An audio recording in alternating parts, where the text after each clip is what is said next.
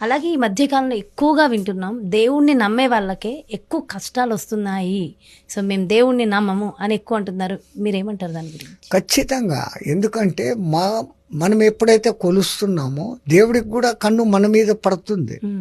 కానీ మన మీద పడిన వెంటనే ఆయన మన లిస్టు చూస్తాడు.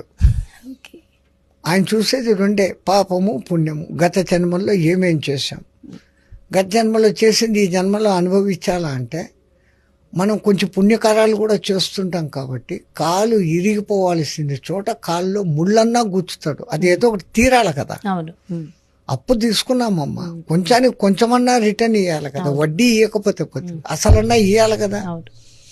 అట్లా దాన్ని పర్వతను రెడ్యూస్ చేస్తాడు. ఈ రెడ్యూస్ చేసేదానికి ఉపయోగపడే స్వామి ఎవరు? శనేశ్వరుడు. మానవునికి ఏ విధంగా కష్టాలు వస్తాయి? 3 రకాలుగా వస్తాయి. 1 జబ్బులు, 2 ఆర్థిక ఇబ్బందులు, 3 అవమానాలు. మనిషికి ఈ 3 రూపాలలోనే ఎట్లో ఒకట్లా ఏదో ఒక ట్రబుల్ వస్తుంది. ఆ ట్రబుల్ వస్తుంది అంటే మన కర్మలను ఆయన కడిగేస్తున్నాడు.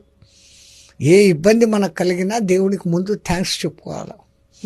ఎందుకంటే నా ఒక కర్మను కడిగేస్తున్నావు, నీ కళ్ళు నా మీద పడినట్లుంది, తొందరగా పూర్తిగా కడిగేసుకుంటే నేను తొందరగా నీ దగ్గరికి చేరుకుంటాను, థ్యాంక్ యూ అని కోరుకునేదానికి.